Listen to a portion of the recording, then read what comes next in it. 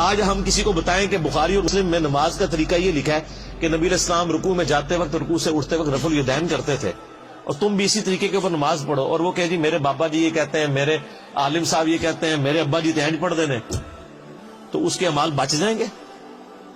اگر نبی علیہ السلام کی موجودگی میں آپس میں گفتگو میں آواز بلند کرنا تباہ و برباد کر دے گا اعمال کو، اور نبی علیہ السلام جس بات کا حکم دے رہے ہیں اس سے مخالفت کرنا اس سے 1 کروڑ گنا بڑا جرم۔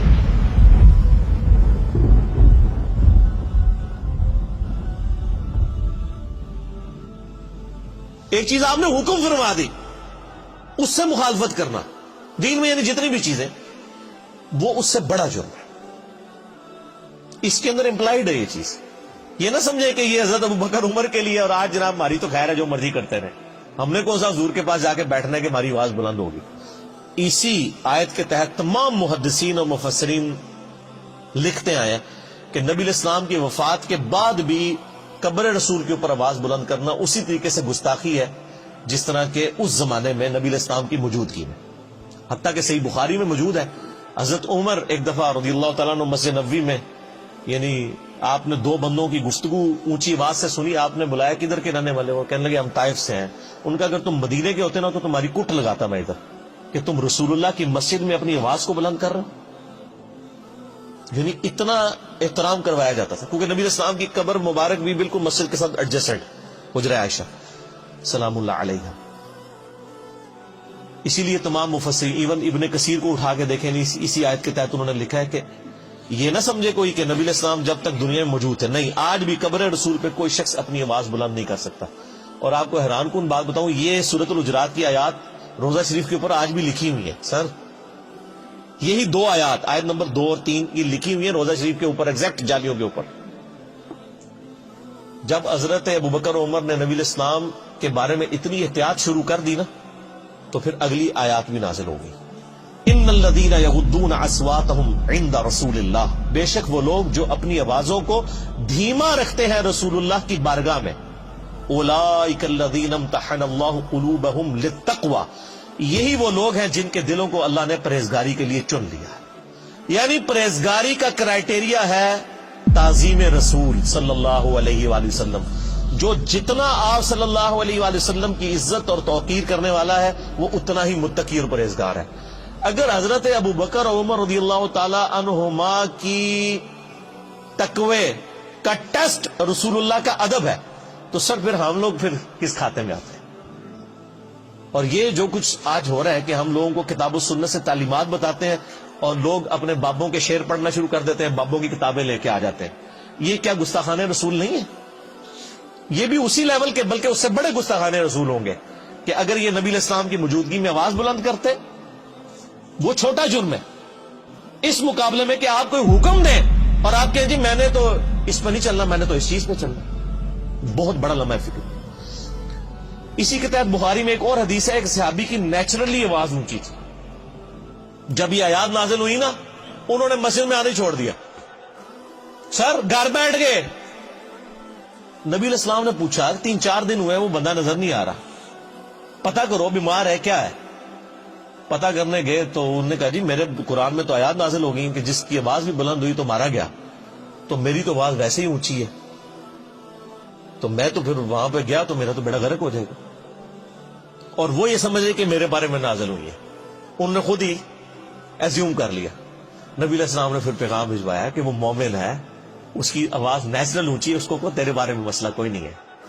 یعنی ان کی نیچرل آواز تھی تو ان کو بینیفٹ آف ڈاؤٹ دیا گیا، یہ اونچا بولتے ہیں وہ علیحدہ معاملہ ہے۔ یہ ان لوگوں کے بارے میں یعنی کہ آپ اسلام کی موجودگی میں جو جان بوجھ کے کوئی جھگڑا کر کے آواز بلند کریں، اس طرح کی صورت ہے۔ ویسے اگر کوئی بولنے میں ویسے جس کی آواز بلند ہے تو اس کو بینیفٹ آف ڈاؤٹ دیا گیا، یعنی یہی دین فطرت ہے نا۔ تو بال صحابہ کرام کو آپ دیکھ لیں، اللہ فرماتا ہے ان کے دلوں کو ہم نے تقوی کے لیے چن لیا ہے، جو رسول اللہ کے حضور اپنی آوازوں کو پست کرتے ہیں، لہم مغفرۃ و اجر عظیم، ان کے لیے مغفرت بھی ہے اور بہت بڑا اجر ہے۔ جو نبی علیہ السلام کا ادب کرنے والے لوگ ہیں، آپ علیہ السلام کی بارگاہ میں مؤدب بن کے بیٹھتے ہیں، رسول اللہ علیہ وسلم کا ادب آج بھی اسی طریقے سے۔ قبر رسول کے سامنے یہ آیات اوپر لکھی ہوئی ہے روضہ شریف کے اوپر، اور وہاں پر بھی یعنی آپس میں تو گفتگو کرنی نہیں چاہیے کسی کو، اشاروں کے ساتھ گفتگو، اور آپ دیکھیں وہاں پہ جو لوگ یعنی انہوں نے لوگ کھڑے کیے ہوتے ہیں نا، یعنی وہاں پہ شرطیں عرب حکومت کی طرف سے، تو وہ باقاعدہ یعنی لوگوں کو اشارے سے سمجھا رہے ہوتے ہیں، وہ اپنی آواز نہیں وہاں پہ نکالتے. ٹھیک ہے. اور ہمارے ماشاءاللہ پاکستانی اسلام عرض کرنے کے لیے جاتے ہیں نا، تو پھر جالیوں کے سامنے کھڑے ہی ہو جاتے ہیں. وہ یہ بھول جاتے ہیں کہ پیچھے ہزاروں لوگ ہیں جو باب السلام سے داخل ہو کے باب البقیع سے انہوں نے باہر نکلنا ہے.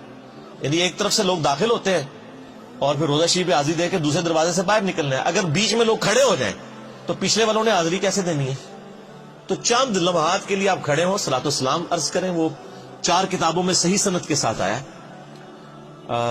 المصنف ابن ابی شیبہ میں، اور الموطا امام مالک میں، سنن الکبریٰ البیہقی میں، اور فضل الصلاۃ علی النبی میں. اور مصنف ابن ابی شیبہ کا نمبر بھی مجھے یاد ہے 11793، کہ عبداللہ بن عمر جب بھی قبر رسول پہ حاضر ہوتے، جب کبھی بھی سفر کا ارادہ کرتے یا واپس آتے، تو پہلے مسجد نبوی میں 2 نفل پڑھتے، پھر روزہ شریف پہ آ کے عرض کرتے السلام علیکہ یا رسول اللہ، پھر السلام علیکہ یا ابا بکر، یعنی ساتھ ابو بکر کی قبر کے اوپر رضی اللہ تعالیٰ عنہما، اور پھر سیدنا عمر کی قبر کے اوپر السلام علیکہ یا عمر، اور بعض روایتوں میں آتا ہے السلام علیکہ یا ابتا، میرے باپ آپ پر سلام.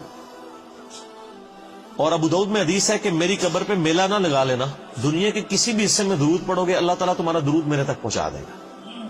تو درود پڑھنے کے لیے بھی وہاں پہ میلہ نہیں لگایا جا سکتا.